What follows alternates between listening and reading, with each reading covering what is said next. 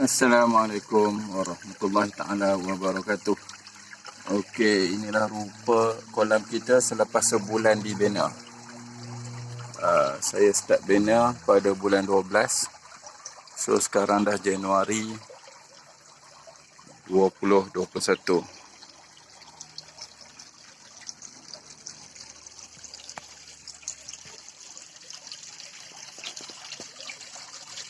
Ada ikan kuih.